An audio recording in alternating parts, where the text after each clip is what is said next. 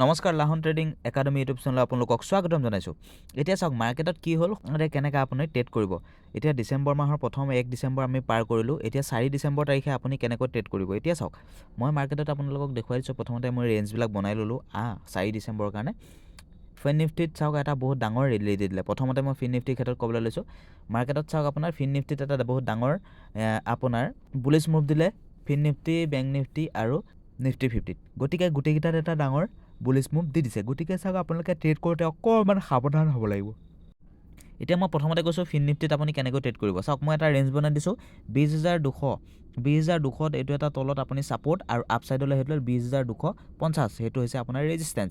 আপুনি 4 ডিচেম্বৰ ট্ৰেড কৰিবলৈ হ'লে এতিয়া প্ৰথমতে চাওক ৰেজিষ্টেঞ্চ যদি ব্ৰেক কৰে বা যদি গেপ আপ অপেনিং নহৈ পেলাই যদি আপোনাৰ ইয়াত ফ্লেট অপেনিং হয় তেতিয়া আপুনি বুলিছ মুভ এক্সপেক্ট কৰিব পাৰে ফিন নিফটিৰ ক্ষেত্ৰত, যিটো আপুনি এক্সপেক্ট কৰিব পাৰে ফাৰ্ষ্ট টাৰ্গেট 20,300 আৰু 20,338 বা 350লৈকে আপুনি বুলিছ মুভ এক্সপেক্ট কৰিব পাৰে ফিন নিফটিৰ ক্ষেত্ৰত।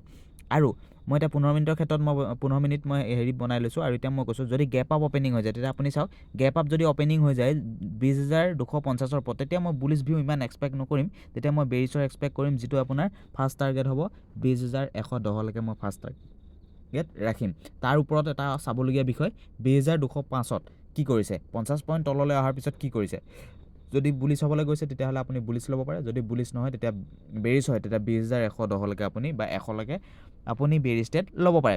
ফিন নিফটিৰ ক্ষেত্ৰত আৰু এটা যদি আপোনাৰ গেপ ডাউন অপেনিং হয় তেতিয়া আপুনি মনত ৰাখিব যে অকণমান আপুনি বুলিছ মুভ দেখা পাব পাৰে। অকণমান বুলিছ হৈ পেলাই যদি চাব 20,250 যদি এইটো ৰেঞ্জ আকৌ পাৰ কৰি দিয়ে আপছাইডলৈ তেতিয়া আকৌ আপুনি 20,400লৈকে আপুনি এক্সপেক্ট কৰিব পাৰে বুলিছ মুভ। আৰু যদি সেইটো 20,250 তাৰ পৰা যদি আপোনাৰ বেৰিছ হ'বলৈ আহি যায় তেতিয়াহ'লে আপুনি এক্সপেক্ট কৰিব পাৰে 20,150 বা 20,100লৈকে আপুনি বেৰিছ ট্ৰেড আকৌ এক্সপেক্ট কৰিব পাৰে। গতিকে সেইটো অকণমান চাই ল'ব। ৰেঞ্জকেইটা অকণমান চাই ল'বলগীয়া কথা এইকেইটা, এই ৰেঞ্জটোৰ ওপৰতে মেইন ডিপেণ্ড কৰিব কালিলৈ। আৰু চাওক যিহেতু অলপ পলিটিকেলো আপোনাৰ আহিছে, পলিটিকেলত কি হৈ আছে আপোনালোকে গম পাইছে।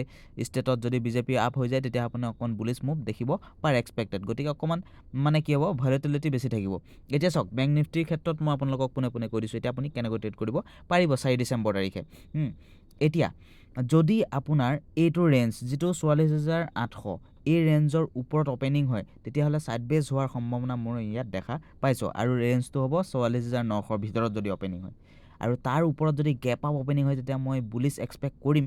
যদিও এইটো ৰেঞ্জত যদি অপেনিং হয় তেতিয়া অকণমান ছাইডবেজ হ'ব। ছাইডবেজ হৈ যদি ব্ৰেকআউট দি দিয়ে নহয় তেতিয়া আপুনি ফাৰ্ষ্ট টাৰ্গেট ল'ব পাৰিব, যিটো 44,950ৰ ওপৰত আপুনি বুলিছ টাৰ্গেট ল'ব পাৰে, যিটো এক্সপেক্ট কৰিব পাৰে 45,305লৈকে আপুনি চকু মুদি মই কৈছোঁ ল'ব পাৰে বুলিছ ট্ৰেড। আৰু যদি গেপ আপ অপেনিং হৈ যায় মই বুলিছ মুভ এক্সপেক্ট কম কৰিম, 30% মান মই কৰিম। আৰু বাকী আপুনি বেৰিছ হ'ব পাৰে ক'লৈকে 44,800লৈকে। তাৰ পৰা আকৌ যদি ইউ টাইপ লৈ পেলাই ৰিটাৰ্ণ দি দিয়ে বুলিছ তেতিয়াহ'লে বুলিছ ল'ব। আৰু যদি বুলিছ নিদিয়ে মই এক্সপেক্ট কৰিম 44,600লৈকে বেৰিছ হোৱাৰ সম্ভাৱনা আছে যদি গেপ আপ অপেনিং হয়। ঠিক আছে। আৰু যদি ফ্লেট অপেনিং নহয় আপোনাৰ ফ্লেটৰটো ক'লোঁ। এতিয়া যদি গেপ ডাউন অপেনিং হৈ যায়, গেপ ডাউন অপেনিং হ'লে মই বুলিছ এক্সপেক্ট কৰিম 44,815লৈকে। যদি 44,600 অপেনিং হয় বা 700 যদি অপেনিং হয় তেতিয়া মই 44,800লৈকে 100 মুভ আপ বুলিছ আপ কৰিম। তাৰপিছত আকৌ মই বেৰিছ এক্সপেক্ট কৰিম, যিটো আপোনাৰ 44,300 বা 400লৈকে আহিব বুলি মই এক্সপেক্ট কৰিম। গতিকে সেইটো অকণমান চাব লাগিব। কাৰণ চাওক ভলেটিলিটি অলপ বেছি হ'ব সোমবাৰে, আৰু যিহেতু সোমবাৰে আৰু শুকুৰবাৰে অকণমান ট্ৰেপ কৰাৰ চান্স থাকে না, গতিকে সেইকাৰণে অকণমান চাই চিতি ট্ৰেডসমূহ কৰিব লাগিব। এতিয়া ফিন নিফটি হৈ গ'ল, বেংক নিফটি হৈ গ'ল। এতিয়া মই নিফটি 50ত আপোনালোকক পোনে লৈ গৈছোঁ। নিফটি 50ত কি কৰিব, নিফটি 50টো কি হ'ল, এটা ছাইডবেজ ৰেঞ্জ বনাই থ'লে গতিকে এই ৰেঞ্জ দুটা আমি চাব লাগিব, যিটো 20,300 মই ধৰিছোঁ।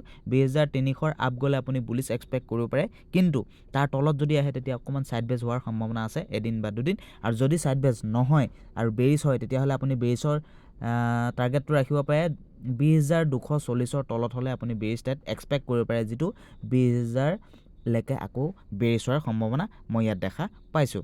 গতিকে সেইটো অকণমান চাই ল'ব লাগিব, ছাইডবেজ কোনখিনিৰ পৰা কোনখিনিত হ'ব। আৰু বুলিছ আপুনি এক্সপেক্ট কৰিব পাৰে 20,300 ওপৰত আপুনি বুলিছ এক্সপেক্ট কৰিব পাৰে, মোৰ ভিউ মতে মই আপোনালোক ক'লোঁ। যদি ফ্লেট অপেনিং হয় তেতিয়াতো আমাৰ কাৰণে অলপ বেৰিছ হোৱাৰ মই এক্সপেক্ট কৰিব পাৰোঁ। যদি 20,200 80 বা 250ৰ ওপৰত যদি নাযায় তেতিয়া আপুনি বেৰিছ হোৱাৰ সম্ভাৱনা আপুনি দেখা পাব পাৰে অলপমান তাৰপিছত আকৌ আহি সাইড বেচ হোৱাৰ সম্ভাৱনা ইয়াত মই ভিউ দেখা পাইছোঁ যদি গেপ ডাউন অপেনিং হৈ যায় তেতিয়াহ'লে মই বুলিছ এক্সপেক্ট কৰিম যদি গেপ ডাউন অপেনিং হৈ যায় তেতিয়া মই বুলিছ এক্সপেক্ট কৰিম নিফটি 50 চকুমুদি কাৰণ ইয়াত কথা আছে সেইটো মই আজি কৈ নিদিওঁ যদি সেইটো হৈ যায় তেতিয়া মই আপোনালোকক জনাই দিম যে কি কাৰণে মই বুলিছ বুলি ক'লোঁ গতিকে আজিলৈ ভিডিঅ'টো ইমান আছিলে যদি ভিডিঅ'টো চাই ভাল পালে লাইক শ্বেয়াৰ ছাবস্ক্ৰাইব কৰি দিবলৈ নাপাহৰিব ধন্যবাদ